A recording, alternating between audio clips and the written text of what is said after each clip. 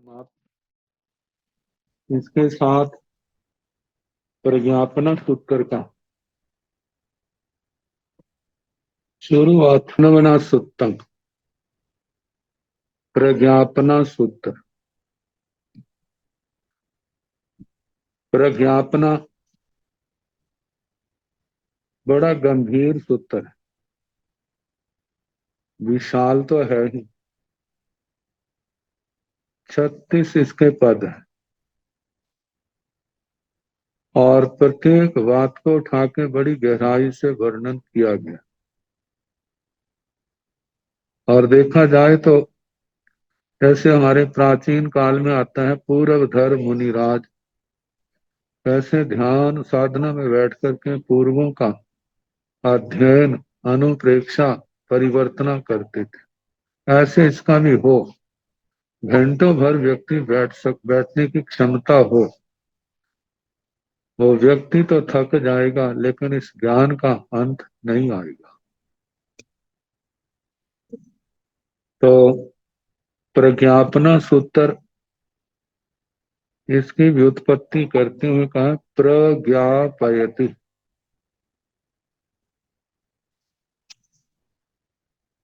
प्र का मतलब प्रकर्षण, बहुत अच्छे विस्तार के साथ। ज्ञापयति बोधयति, इसका सामान्य अर्थ है किसी बात के किसी वस्तु के संबंध में किसी को बताना, इसका क्या स्वरूप है, ये कैसा है, एक सामान्य बताना, बोध कराना, जानकारी देना। एक प्रकर्ष से, प्रकर्ष बड़े विस्तार के साथ। और ये प्रज्ञापना सूत्र हमारे को इतना बड़ा दिखाई देता है तो आप अनुमान लगा लें ये तो पूर्वों में से निकाला गया है, थोड़ा सा है। पूर्व कितने बड़े होंगे जिसकी हम क्या कल्पना कर सकते हैं। जब तक किसी व्यक्ति के अंदर, और वो सारी विद्या क्या होती कंठस्थ होती थी, लिखित नहीं, जब तक व्यक्ति के पास पदानुसारणी जे लब्धि नहीं होती, कोष्ठक लब्धि नहीं होती, धारणा शक्ति नहीं होती, तब तक तो पूर्वों के अंदर प्रवेश करने की कल्पना भी बड़ी मुश्किल है। और ये लब्धियां तभी पैदा होती हैं जो वर्तमान में सूत्र हमारे पास हैं, इनकी हम बार बार आवृत्तियां करें। जैसे हमारे प्राचीन संतों में साध्वियों में ये प्रवृत्ति पाई जाती थी, दुनिया के झमेलों में नहीं होते थे। गुरुओं का बड़ा कठोर अनुशासन होता था, गृहस्थों से बातें भी नहीं करने देते थे। कहते तुम यहाँ पर पंचायत करने नहीं आए, यहाँ पर आत्म कल्याण के लिए आए हो, इसलिए आत्म कल्याण करो। ये पंचायतें ही करनी है तो घर में बैठो, जहाँ आने की जरूरत नहीं है। बड़ा कठोर अनुशासन होता था और वो सूत्र उनको कंठस्थ भी होते थे और अपने शिष्यों को भी कंठस्थ कराते थे और एक दूसरे को सुनाते थे। समय बड़ा अच्छा जाता था महानिर्जरा में, और देखने वाले उनको भी कितनी खुशी होती थी। देखो संत साधनियां स्वाध्याय के अंदर वाचना, परीक्षना, परिवर्तना, अनुप्रेक्षा, धर्म कथा के अंदर कैसे लगे हुए। इनको दिन दुनिया से कुछ भी नहीं लेना, धन्य है इनकी आत्मा को। हमारे जीवन में भी ऐसे कभी क्षण आएंगे, वो आए हम भी अपनी आत्मा का उद्धार करें। तो ऐसे अनुमोदना भावना से वो भी कितनी कर्मों की महानिर्जरा कर लेते थे। तो बताया है जब जो सूत्र कंठस्थ होते थे, अब इसी उनको यही चिंता रहती है कहीं भूल ना जाए, इसने एक सूत्र का मतलब पढ़ा है, दूसरा सूत्र शुरू कर दिया, दूसरे के बाद तीसरा कर दिया, चौथा कर दिया। ऐसे बार बार सूत्रों की आवृत्ति होती थी। जब कंठस्थ होते थे तो बार बार उनको दोहराते थे। और जब मानव कंठस्थ नहीं है, किताबों के रूप में आए हैं, तो उन ग्रंथों को बार बार पढ़ने से इतना परिचय हो जाता, जैसे कहते हैं अपना नाम परिचय, नाम का परिचय है। व्यक्ति अपने नाम को नहीं भूलता, ऐसे उन सूत्रों का सीधे क्रम से उल्टे क्रम से इतना अभ्यास हो गया है, सभी प्रकार से वो आवृत्ति कर सक्षम होते थे। लेकिन ये सारी क्षमता बार बार के अभ्यास से आती थी।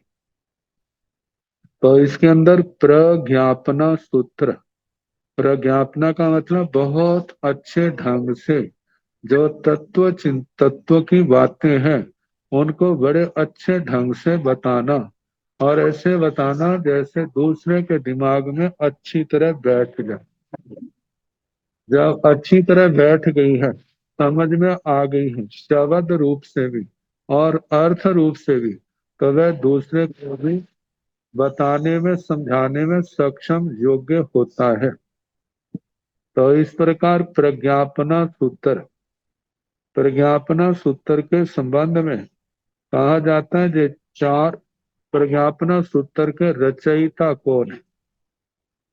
कहा जाता है आचार्य श्री श्याम जी।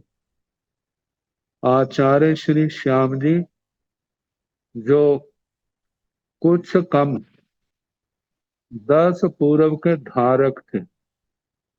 इतिहास के अनुसार 14 पूर्वों का ज्ञान आचार्य श्री भद्रबाहु स्वामी जी तक चला।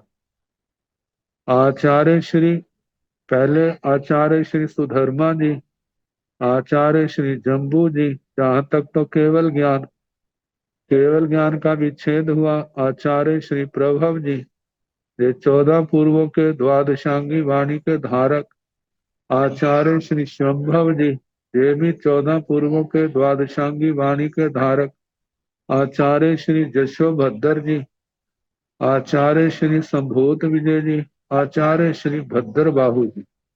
जहां तक शब्द पाठ और अर्थ के द्वादशांगी वाणी का निरंतर चला। और उसके बाद आचार्य श्री स्थूल भद्र जी, ये 14 पूर्वों के द्वादशांगी वाणी के शब्दों के तो धारक थे, लेकिन अर्थों का जो धारण है, कहा जाता है 10वें पूर्व की आखिर जो 2 वस्तुएं हैं उनको छोड़ करके उससे पहले तक का अर्थ ज्ञान उनको किया था। उसके बाद वो शेरवारी घटना के कारण से उनको ये वाचना देना बंद कर दी थी। लेकिन संघ के अत्यंत आग्रह से आचार्य श्री भद्रबाहु स्वामी जी ने, जो इतिहास में वर्णन आता है, उनको शब्द पाठ तो दिया लेकिन अर्थ ज्ञान नहीं दिया।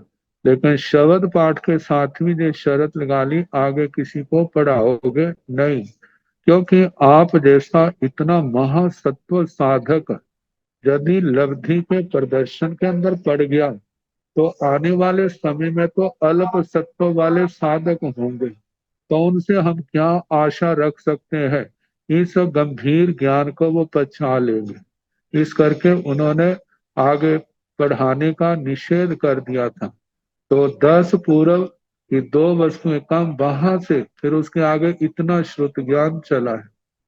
आचार्य श्री स्थूल भद्र जी के बाद आचार्य श्री महागिरि जी हुए, आचार्य श्री सुहस्ती जी हुए, फिर उनके बाद आचार्य श्री गुण सुंदर जी का नाम आता है, और गुण सुंदर जी के पश्चात आचार्य श्री श्याम जी का आता है।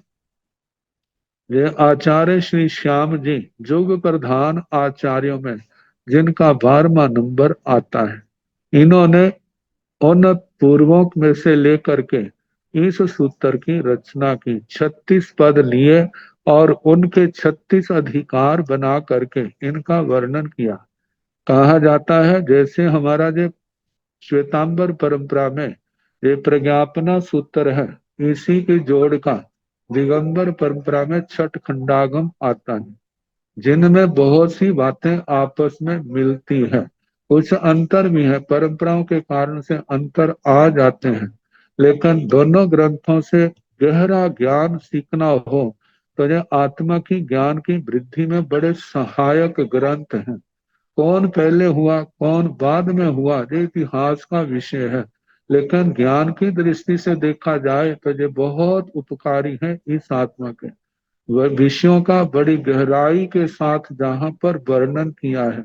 अब व्यक्ति जब इसमें लग जाता है तो उसको पता, सब और से ध्यान हटाएगा और इसी में लगाएगा तो इसका पारायण बहुत अच्छा होगा। और यदि इतना ध्यान नहीं देगा तो ठीक है, शब्द पाठ हो जाएगा, अर्थ पाठ हो जाएगा, लेकिन बार बार का इसका स्वाध्याय जो है वह मतलब कि समय मांगता है, मेहनत मांगता है। और प्रज्ञापना सूत्र कोई सामान्य सूत्र नहीं है।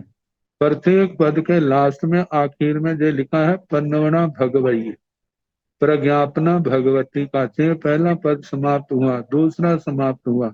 और जहां पर भी भगवती में प्रज्ञापना का हवाला दिया है तो वहां पर कहा जहाँ पन्नवना भगवई, जैसा प्रज्ञापना भगवती के अंदर जो कहा ना, वैसा जहां पर जानना, मतलब जैसा वहां का है वहीं पर ऐसा ना। और देखा जाए सबसे ज्यादा लगभग प्रज्ञापना सूत्र का भगवती सूत्र के अंदर हवाला आता है कि जो ऐसा वहां से जानना वहां से जानना। इसलिए भगवती सूत्र पढ़ाने से पहले जितने उनके नाम आते हैं ना, हमारा ये था कि हम उन सूत्रों को एक बार उनकी वाचना करा दें, ताकि भगवती सूत्र पढ़ने के लिए हमें आसानी रहेगी। या हमने पढ़ा है तो उसको देख करके उस बात को हम जान सकते हैं। तो इस प्रकार प्रज्ञापना सूत्र,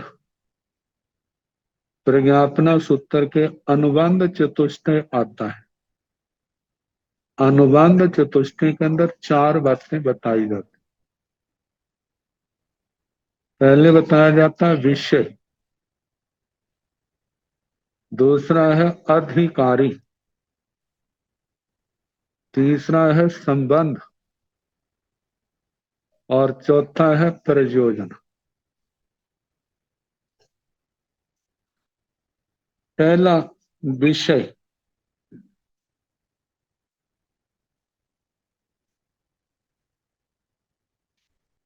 जो शास्त्र को श्रुत निधि कहा।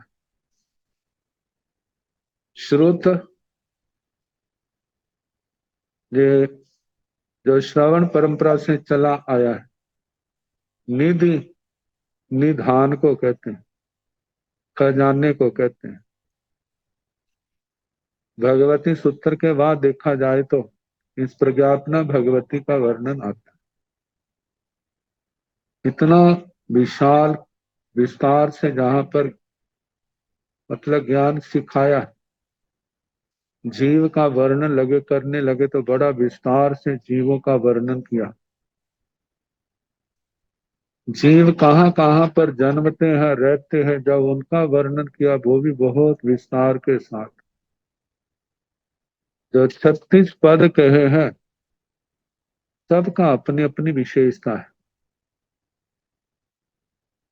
तो बताया है कि पहला विषय, इसके अंदर वर्णन किसका है,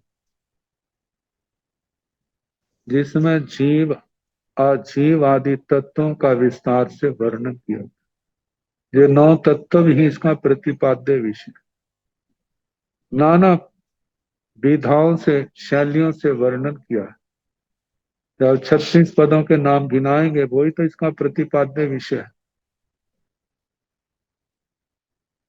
प्रज्ञापना जीव अजीव का वर्णन, और उससे लेकर 36वां पद समुद्घात का बड़े विस्तार के साथ वर्णन, इसका प्रतिपाद्य विषय। और अधिकारी इसका कौन है, कहते हैं इसका अधिकारी वह है जिसको अरिहंत परमात्मा, अरिहंत परमात्मा की वाणी पर विश्वास है। जिसको अरिहंत परमात्मा, अरिहंत भगवान की वाणी पर विश्वास नहीं है, वो इसके अधिकारी नहीं है। और उन अधिकारियों में कहते हैं महाव्रती भी है, अनुव्रती भी है, और सम्यक दृष्टि वो भी है। मतलब श्रद्धावान होना चाहिए। कभी समय था, कहते शास्त्र केवल गृहस्थी ही पढ़ते थे। ये तो लोकाशा की उनका उपकार माने, जिनके बाद गृहस्थों को भी पढ़ने का अवसर मिल गया। तो कहते हैं ऐसा अधिकारी जो मध्यस्थ हो, बुद्धिमान हो, तत्व ज्ञान की जिसको प्यास हो, मैंने सीखना है, जानना है, वह श्रोता, वह उसका अधिकारी है। तीसरा संबंध। संबंध अनेक प्रकार का कहा जाता है। एक होता प्रतिपाद्य, एक होता प्रतिपादक। प्रतिपाद्य जिसका वर्णन किया जाता है, प्रतिपादन किया जाता है। और प्रतिपादक वर्णन करने वाला। एक जो शास्त्र है, और एक शास्त्र के द्वारा जिन बातों का वर्णन किया गया है, जिनका वर्णन किया गया है वो प्रतिपाद्य विषय है। और उनका वर्णन करने वाला कौन है? जो प्रज्ञापना सूत्र है। प्रतिपाद्य प्रतिपादक भाव। फिर उसके आगे कहा है कि इसके दो संबंध हैं, एक उपाय और उपेय। उपाय इसको सामान्य भाषा में विधि, तरीका कह देते हैं, और वैसे हम विधि कह देते हैं। और उपेय उस विधि के द्वारा जिसको प्राप्त करना है। जैसे मोक्ष है, कर्मों से बंधन से मुक्त आत्मा की अवस्था। लेकिन इसको पाने की उपाय क्या है, उसकी विधि क्या है? और उसका उपाय है सम्यक ज्ञान, सम्यक दर्शन, सम्यक चरित्र, सम्यक तप। जब कोई भव्य आत्मा श्रद्धा भक्ति के साथ इनका आराधन आचरण करेगा, तभी तो क्या होगा, वो अपने लक्ष्य को पा सकता है। तो इसके संबंध में व्याख्याकारों ने एक श्रद्धालुओं की दृष्टि से और एक तर्क को मानने प्रधानता देने वाले उनकी दृष्टि से वर्णन किया है। और चौथा है प्रयोजन। एक होता अनंतर प्रयोजन, एक होता परम्पर प्रयोजन। अनंतर प्रयोजन तो पहला है शिष्यों का उपकार हो, दूसरा है महानिर्जरा, क्योंकि वासना आदि देंगे, किसी को सिखाएंगे जो गुरुओं की दृष्टि से महानिर्जरा हो। और शिष्य का ज्ञान प्राप्त करना, और उसके बाद साधना को निर्मल करते हुए आखिर कर्मों को क्षय करके सिद्ध गति को पाना। ये विषय, अधिकारी, संबंध और प्रयोजन।